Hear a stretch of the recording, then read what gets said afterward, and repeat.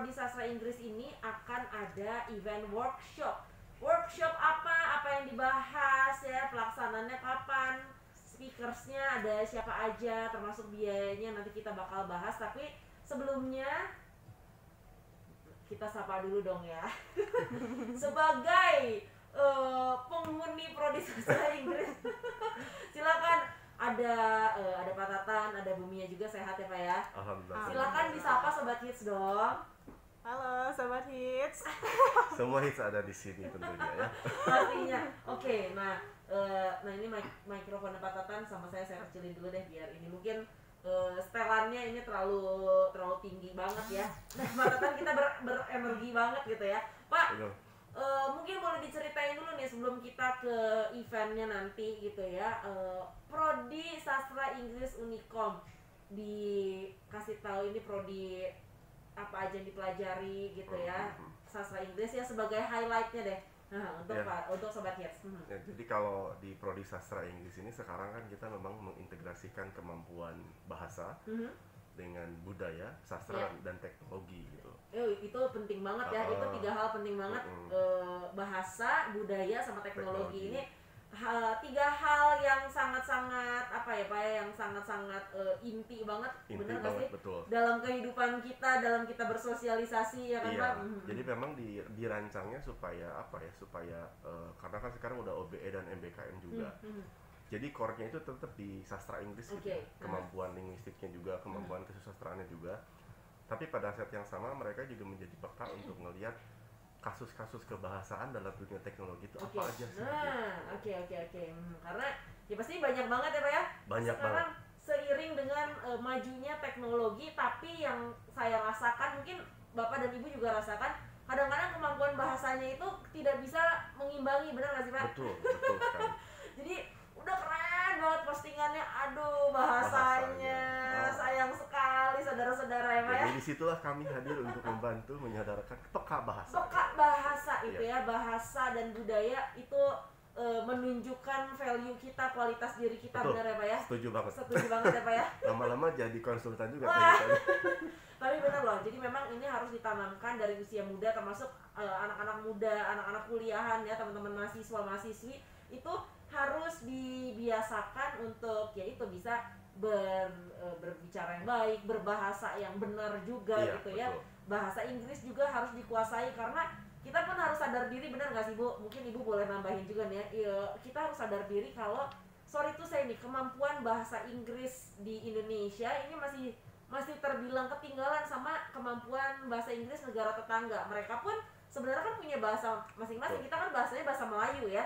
Kita bahasa Indonesia, negara-negara tetangga punya kemampuan punya bahasa masing-masing juga, bahasa lokalnya gitu. Tapi di saat adu bahasa Inggris, kita tuh ya mungkin ada yang udah hebat, tapi kalau dirata-ratakan, bener nggak sih Pak? Bu, gimana Bu? Ini punya pengalaman di luar gitu. Nah, gimana Bu? Sebenarnya gini sih, salah satu problemnya itu kita di speakingnya gitu. Jadi misalkan oke lah orang Indonesia dia readingnya oke, bagus, listeningnya bagus, tapi ketika disuruh speaking mereka tuh takut gitu. Kadang tuh ketika ngobrol langsung dengan native speaker mereka kayak nggak berani ngomong ciut ya. Iya betul. Jadi sebenarnya si kemampuan speaking itu harus banget dilatih. Betul, gitu. itu kan praktikal banget ya, harus dipraktekkan gitu Pak ya. Jadi memang kemampuan yang harus nggak bisa hanya ya harus dilatih lah, harus dipakai gitu ya kemampuannya. Jadi ya itu Sobat Kids, makanya ini penting banget ya, apalagi kalau one day atau mungkin sekarang tuh ini global kan sudah pasar bebas ya Pak, sudah terbuka, banyak perusahaan luar di Indonesia, banyak orang Indonesia yang dipekerjakan keluar juga. Jadi yang namanya kemampuan bahasa itu penting banget, terutama bahasa Inggris kan udah seperti second language banget ya Pak ya. Udah bukan second lagi deh, kalau bisa dibilang bahasa Indonesia itu bahasa nomor 1, berarti bahasa Inggris itu 1B Pak. Bukan second language, mungkin second language bisa bahasanya bisa belajar bahasa Mandarin, bahasa Perancis, bahasa yang lainnya gitu ya. Tapi kalau bahasa Inggris itu sama-sama bahasa yang penting. Nah Pak, yang dipelajari di Prodi Sastra Inggris Unikom berarti apa aja dong? Yang kemampuan utamanya sih tentu kemampuan bahasa ya, termasuk tata bahasanya juga, kemampuan tataran linguistiknya juga dipelajari, kesusastraannya juga dipelajari. Nah tapi kami juga ada satu ada kelompok mata kuliah yang memang mengintegrasikan seperti interaksi manusia dan komputer gitu kan. Kemudian interaksi manusia dengan komputer itu diejawantahkan lagi ke dalam seperti misalnya gimana sih peran bahasa dalam dunia pemasaran digital. Nah, betul. Salah satunya. Kemudian gimana sih peran bahasa dalam rekayasa teknologi. Itu juga dimunculkan gitu. Dan akhirnya kami coba mengimplementasikan bahwa tataran bahasa tertentu, misalnya dalam kasus ini contoh kita ambil semiotik misalnya, ternyata itu jadi fondasi juga dalam rangkaian sistem atau flow sistem informasi suatu aplikasi gitu, yang akhirnya sekarang dikenal dengan UX writer gitu, user experience writer gitu. User experience writer, nah ini penting banget ya Pak ya, apalagi kalau di dunia kerja itu kemampuan menulis pun itu harus seimbang juga ya Pak ya. Nggak hanya kemampuan kita berbicara tapi menulis juga, karena kan ya digital itu banyak konten yang harus dituliskan. Balik lagi ke bahasa ya Pak ya. Nah jadi ayo Sobat Kids, sejauh apa, sekeren apa sih kemampuan bahasa kamu itu yang harus kamu perhatikan ya untuk bekal kamu juga di masa depannya gitu ya. Nggak masa depan, masa sekarang juga deh. Nah, kegiatan rutin apa aja sih Pak yang memang sering diadakan di Prodi Sastra Inggris? Nah, mungkin Bu Mia ini silakan bagian kemahasiswaan. Kalau di kemahasiswaan sih memang ini mau langsung bahas ini. Sebelum pengantar dulu nih. Yang rutin Bu, misalnya kemarin-kemarin apa aja sih biasanya, atau mungkin sebelum pandemi kan banyak tuh sastra Inggris. Kalau sebelum pandemi sih kita waktu itu seringnya ceritanya sih katanya jalan-jalan misal ke Dago Pakar atau apa, tapi pada dasarnya itu sebetulnya kayak latihan dasar kepemimpinan. Latihan dasar kepemimpinan. Kemarin juga di bulan Desember itu kami ngadain acara untuk pelatihan mahasiswa pengembangan dirinya, manajemen organisasi seperti apa. Terus kemudian terakhir itu kita ada yang live stream itu ada apa sih Bu Mia ya, lupa saya. Webinar kayak gitu kan. Kan Pak dulu Bapak pernah cerita juga ya, kalau di Prodi Sastra Inggris itu suka ada misalnya membahas buku atau membahas film gitu ya, atau itu termasuk mata kuliah kali ya? Itu masuk di mata kuliah. Masuk mata kuliah. Itu seru juga ya Pak ya? Seru, bahkan kemarin betul, itu kemarin saya terakhir nonton sama mahasiswa di film October Sky gitu. Judulnya October Sky. Film jadul sih. Jack Gyllenhaal masih sangat muda. Tapi yang menarik dari film itu akhirnya ketika mereka ini ternyata mereka yang diambil dari mereka itu adalah kasus bahasanya. Banyak banget ternyata idiom yang kita nggak tahu. Kemudian ini akhirnya berkembanglah jadi sebuah diskusi yang bukan bahas filmnya, tapi bahas bahasanya. Nah, itu menarik ya Pak ya, itu menarik banget ya. Betul. Di satu sisi kita terhibur dengan filmnya, penasaran dengan ceritanya, tapi ada satu point of view yang bisa kita angkat, yaitu dari bahasanya, istilah-istilahnya. Karena kan film-film tuh tidak semuanya pakai bahasa, walaupun bahasanya bahasa Inggris, itu ada bahasanya yang cuma conversation yang biasa aja gitu Pak, tapi ada juga yang memakai istilah-istilah yang kita pun mungkin nggak tahu ini maksudnya apa gitu Pak ya. Banyak yang ekspresi idiomatis. Ekspresi idiomatisnya yang itu justru yang harus kita pelajari lebih lanjut lagi gitu Pak ya. Jadi akhirnya mereka juga kalau mau ngomong istilahnya mati satu tumbuh seribu itu bukan one day itu. Tapi ada when the twigs are bent so grows the tree gitu. Banyak istilah seperti itu. Nah, itu keren, itu harus dipelajari, itu kita bisa dapetin dari film, dari buku yang kita baca juga ya. Makanya memang harus literasi itu harus luas ya Pak ya. Jadi kami sih mengarahkannya bahwa belajar itu harus dari kehidupan sehari-hari gitu. Yang kamu sukai apa? Betul. Yuk kita pelajari kasus bahasanya. Dari lagu, dari film. Jadi kalau ambil filosofi kungfu, kungfu lives in every day of our lives. Betul. Tempel di diri kita sehari-hari ya. Siap, nanti kita bakal lanjutin lagi Sobat Kids ya, karena tadi Bu Mia udah ngasih clue nih ya, workshop atau kegiatan apa nih yang akan diadain di Prodi Sastra Inggris. Rp10.000 saja ya, kamu bisa lihat di Sais Unicom ya, @saisunicom Instagramnya, itu ada informasinya amat sangat lengkap, termasuk para pembicaranya juga ya. Bu Mia ternyata sebagai moderator juga, Ibu bilang-bilang dong. Humble. Tadi diem aja nih ya, ternyata humble ya. Udah gitu. Ini how to prepare, how to ace, apa sih Bu maksudnya Bu? Jadi untuk workshop IELTS ini berarti goals-nya tuh apa sih?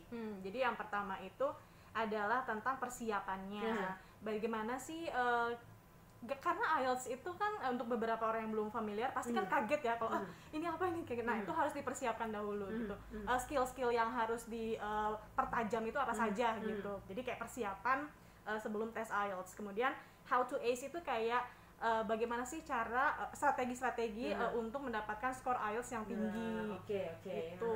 Jadi memang karena sekarang kan ada salah satu program MBKM ya di kampus itu ada salah satu program namanya program ISMA dan itu adalah seperti pertukaran pelajar ke luar negeri gitu. Nah, jadi memang teman-teman di kampus itu memang sangat-sangat membutuhkan katanya sangat-sangat membutuhkan workshop seperti ini gitu. Pastinya ini bakal banget ya ini jadi modal, jadi bekal banget biar kita tahu langkah apa saja yang harus kita ambil ya ke depannya, terutama untuk preparation bahasa ya, kemampuan bahasa, karena kan kita akan sekolah ke luar gitu Sobat Kids ya, dan mereka itu seperti yang tadi kita bilang requirements-nya itu skor ya, berupa skor. Nah Bu, tadi kalau kita belajar kan sebelum ujian, sebelum tes ya, kita kan belajar dulu nih, entah itu IELTS ataupun TOEFL, apa aja sih Bu yang dipelajari dan apa saja nanti yang diujikan. Walaupun kita secara online pengen tahu nih soal-soal, contoh-contoh soal, kalau kita ketik di Google gitu ya, contoh-contoh soal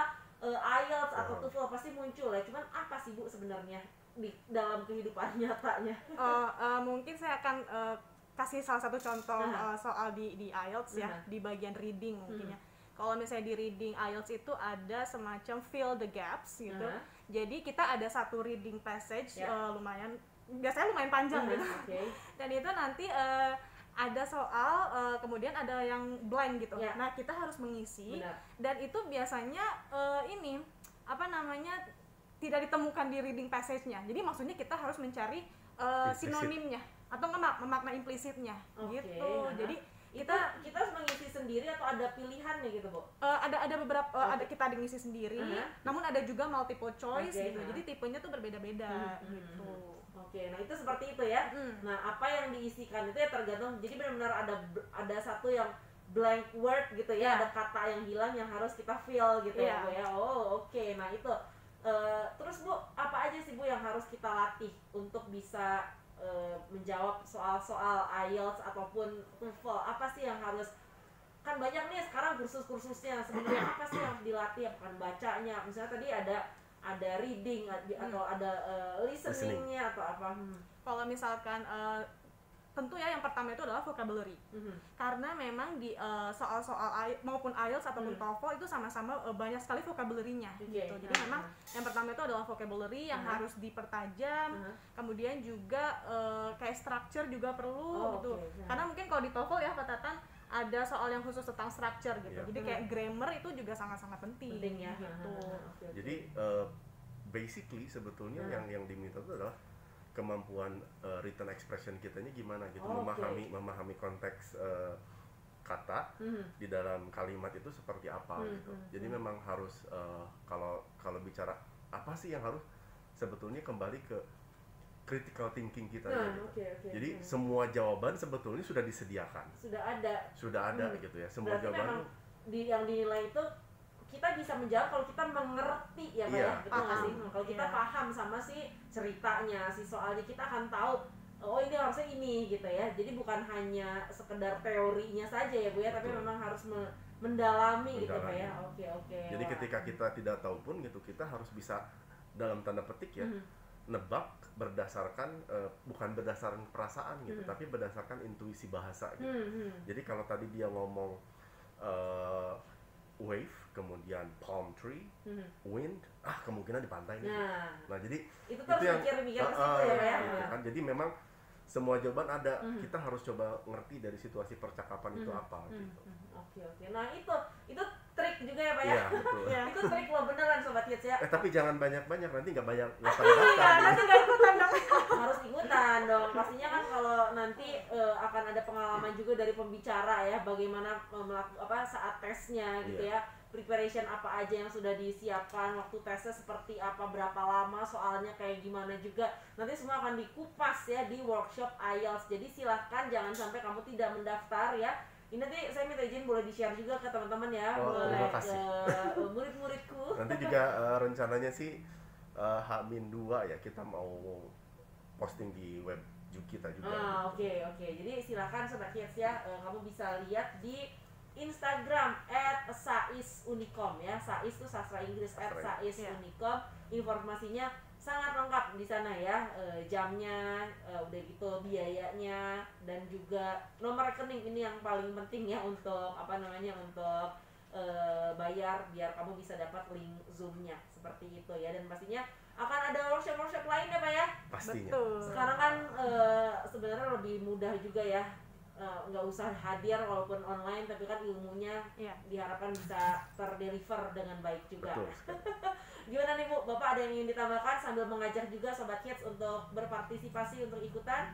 Ya apa ya, daftar aja lah pokoknya biar sebelum jadi tahu kehabisan. gitu. Dan ini penting banget ya, ini adalah kemampuan yang harus kita miliki juga ya, IELTS dan IELTS dan TOEFL terutama sekarang yang dibahas ini adalah IELTS ya, karena ini adalah salah satu persyaratan, benar nggak sih? Jadi mau nggak mau kita memang harus bisa, ya kan? Oke, terima kasih Bu Nia atas mudah-mudahan sukses acara hari Sabtu ya. Amin. Terima kasih. Banyak yang bisa mendapatkan ilmu yang pastinya akan bermanfaat banget untuk kamu melanjutkan studi, khususnya di negara atau di universitas yang membutuhkan IELTS gitu ya. Terima kasih Bapak dan Ibu. Terima kasih, sehat selalu. Salam untuk teman-teman di sana ya. Terima kasih.